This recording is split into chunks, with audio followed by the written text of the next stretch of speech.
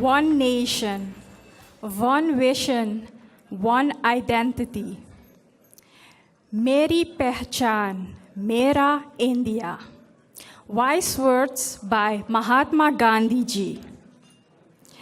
Our chief guest for the evening, His Excellency Mr. Ashwin Adhin, the Vice President of the Republic of Suriname, and his lovely wife, Graciela Adhin Mahabir. Her Excellency Mrs. Jennifer Geerling-Simons, Chairlady of the National Assembly. Her Excellency Mrs. Yildiz Polag-Bigele, Minister of Foreign Affairs. His Excellency Mr. Edgar Digan, Minister of Regional Development. His Excellency Suharto Mustaja, Minister of Labor. Other respectable ministers, His Excellency Honorable Ambassador of India, Mr. Satinder Kumar, and his lovely wife, Mrs. Santosh Kumar, members of the Diplomatic Corps, members of the Parliament, ladies and gentlemen. नमस्कार, आप हमारे महफिल में आए, आपका स्वागत है. Good evening and a most cordial and heartfelt welcome to all of you. Dames en heren, goedenavond. The Indian Embassy in Paramaribo would like to welcome all of you on this special occasion of the 69th Republic Day of India.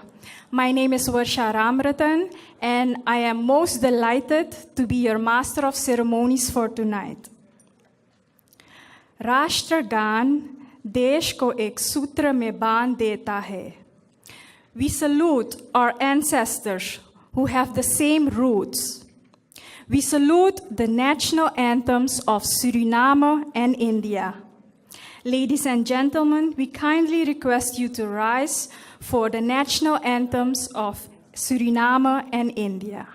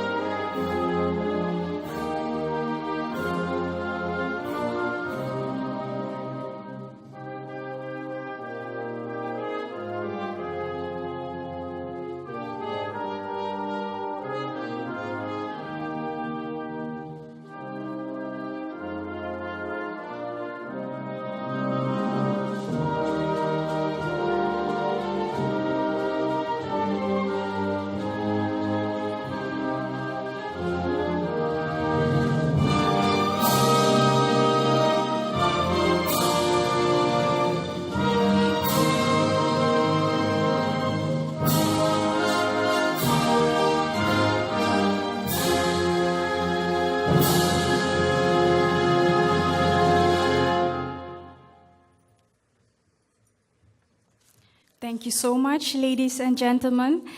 It is now an honor for me and a privilege to welcome His Excellency, Honorable Ambassador of India, Mr. Satinder Kumar, for the opening speech. Please give a warm applause for His Excellency.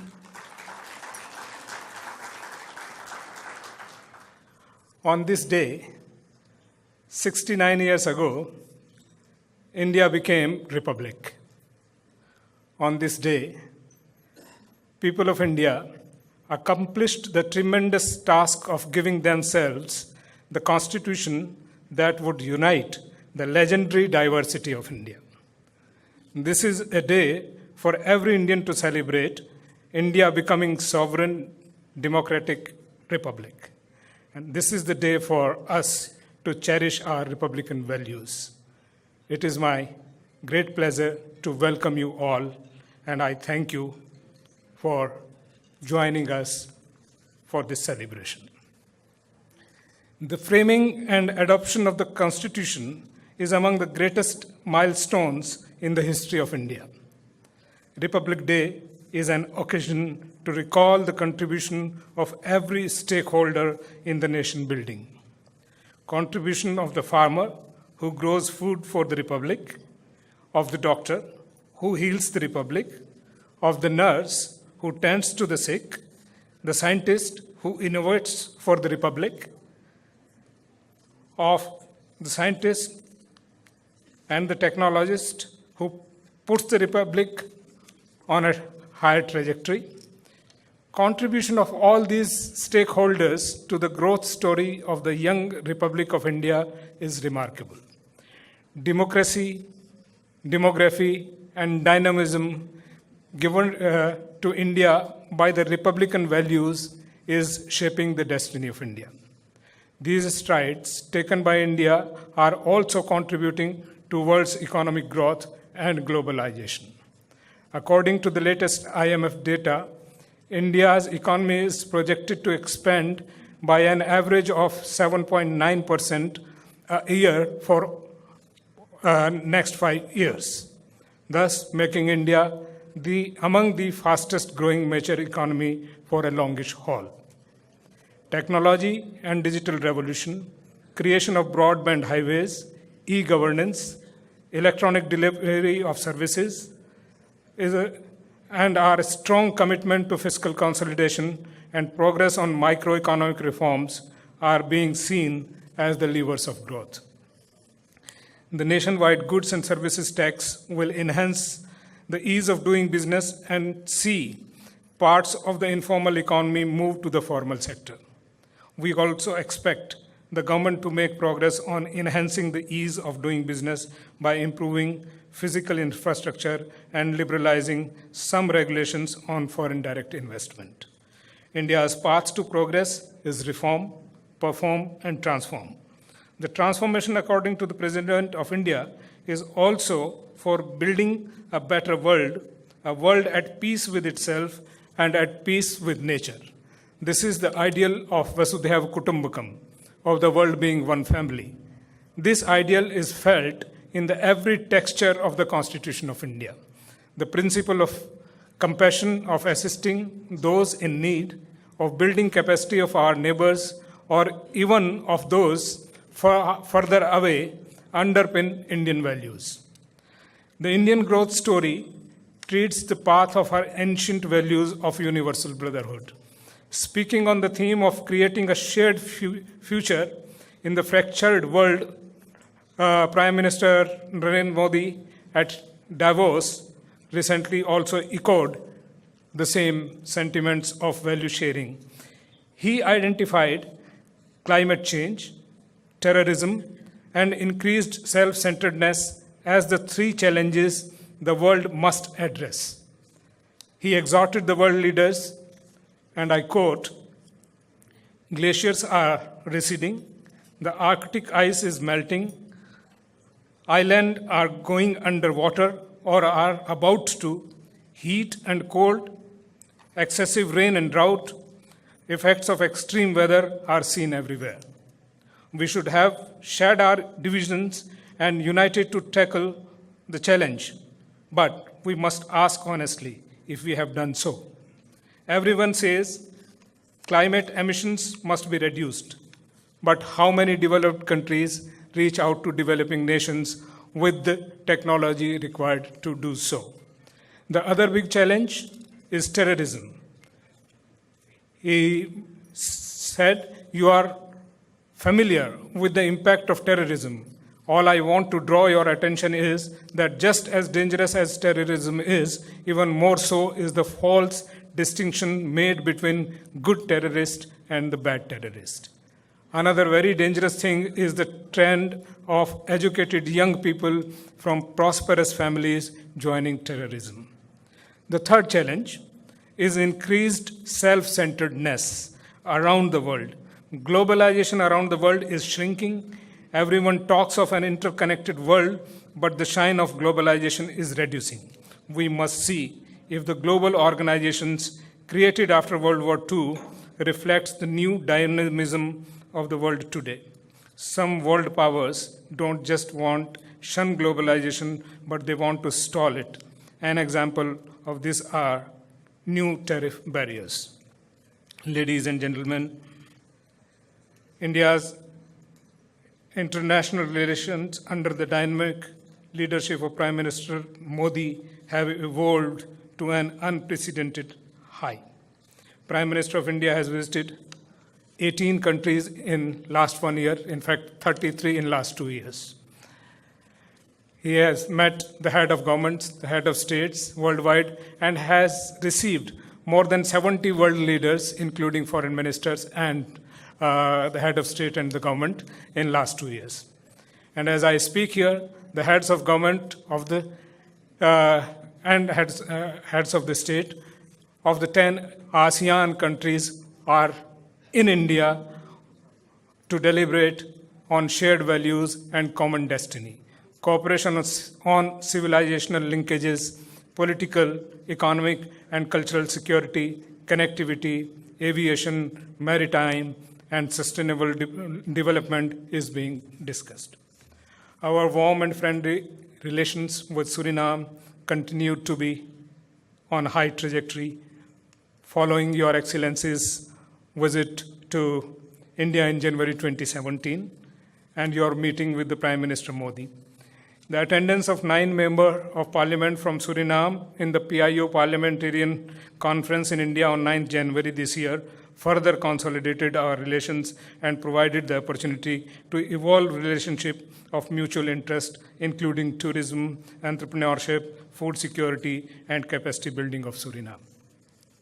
Minister of State, General Retired V.K. Singh visited Paramaribo in April 2017 and held meetings with His Excellency President Bouterse, with you, His Excellency, and Her Excellency, the Foreign Minister.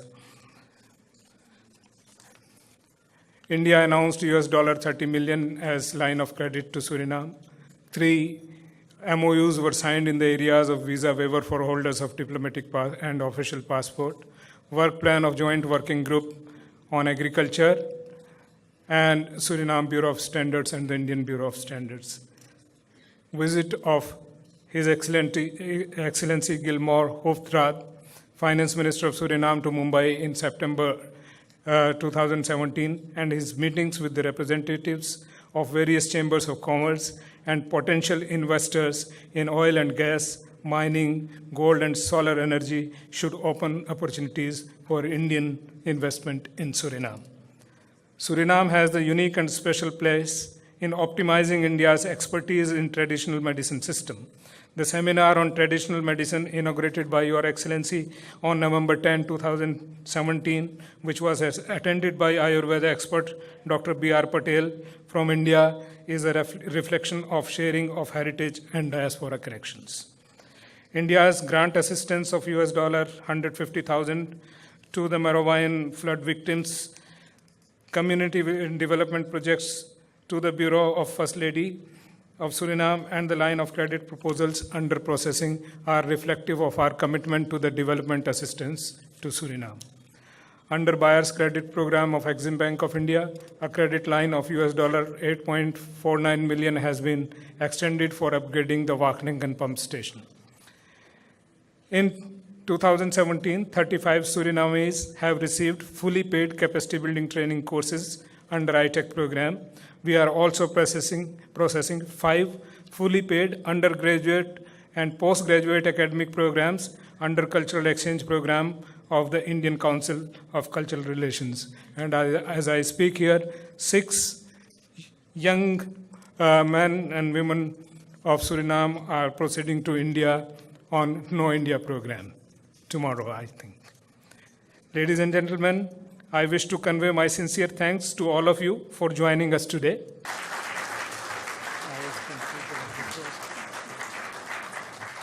Thank you so much, Your Excellency.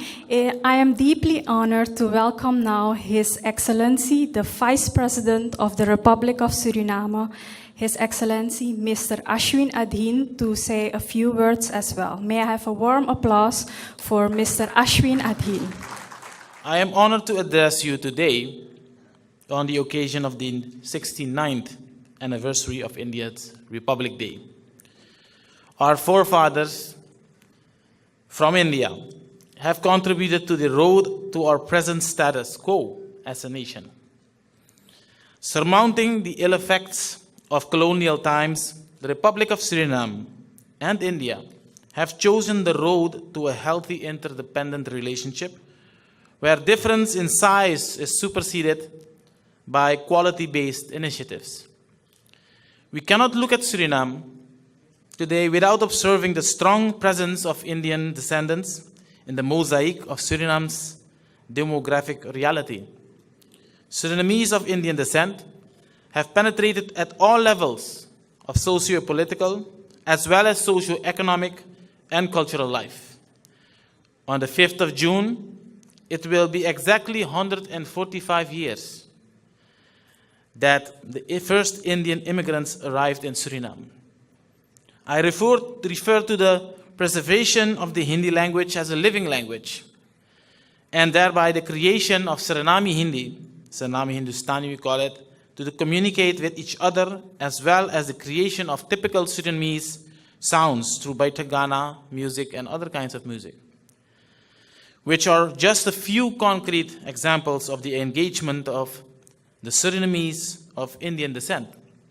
They have also managed and maintained and preserved the rich cultural heritage of their forefathers, and it is incumbent upon us to continue educating the next generation about the importance of these material and immaterial riches. The commemoration of the Indian Republic Day, therefore, is not as distant from Suriname as one might think. Ambassador, distinguished guests, ladies and gentlemen, we have experienced a steady growth in the bilateral relations since January 23rd, 1976, at the start of our diplomatic relations. This relationship has continued to prosper on the basis of mutual respect and benefit, and with a deep sense of solidarity. It embodies a genuine South-South partnership, which is an important element in our foreign policy. The high-level discourse among our countries with visits and meetings between our highest authorities, it is further testimony to the commitment of both countries to strengthen our ties of friendship.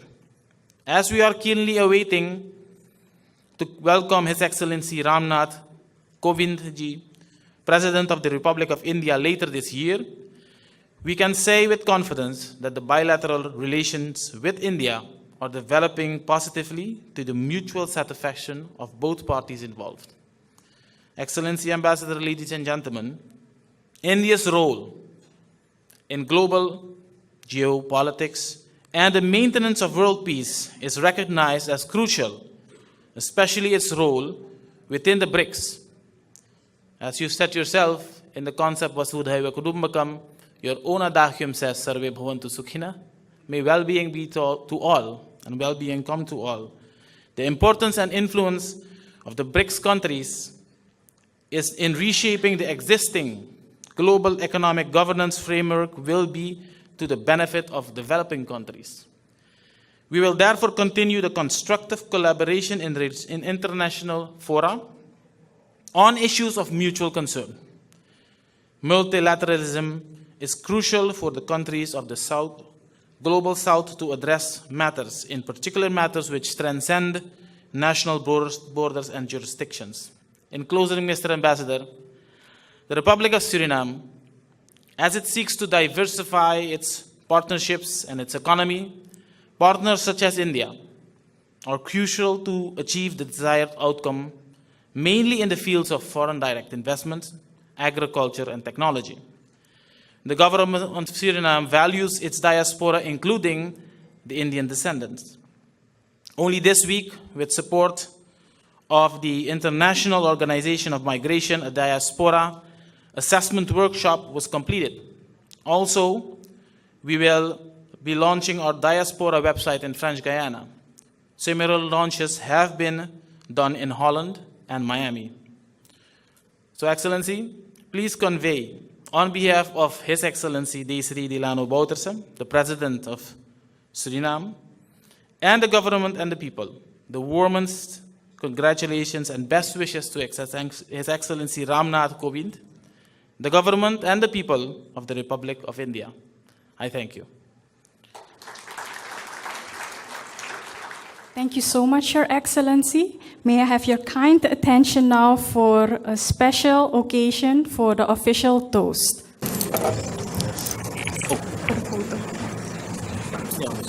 So, Excellency, Yeah.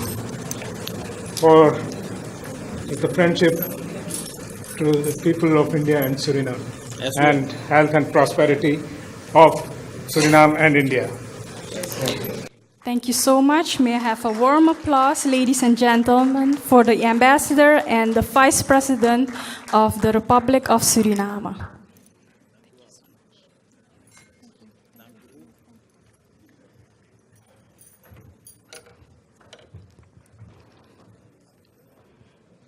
Without any further delay, I would like your kind attention for a dance performance that will be presented by our very own dedicated dance students from the Indian Cultural Center.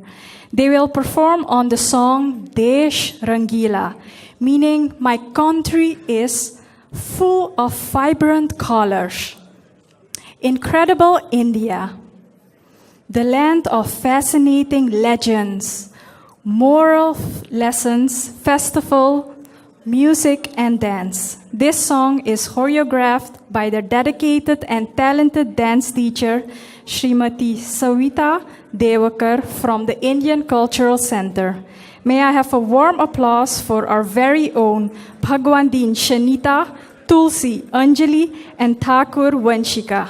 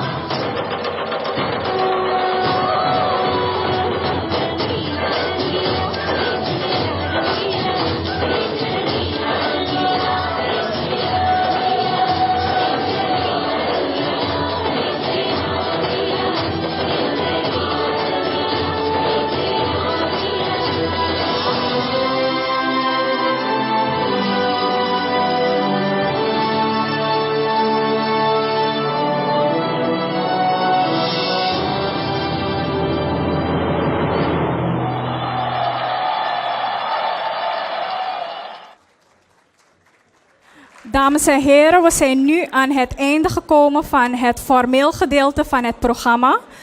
The Indian Embassy in Paramaribo and the Indian Cultural Center in Paramaribo would like to thank all of you for being part of this wonderful occasion.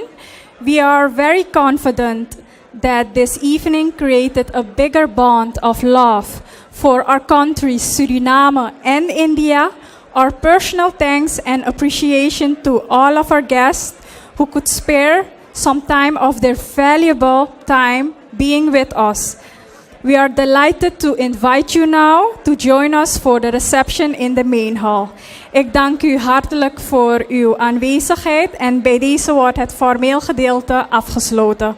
Mijn naam is Varsha Ramratan en ik wens u allen een genoeglijke avond toe. Shubh Ratri, Jai Hind.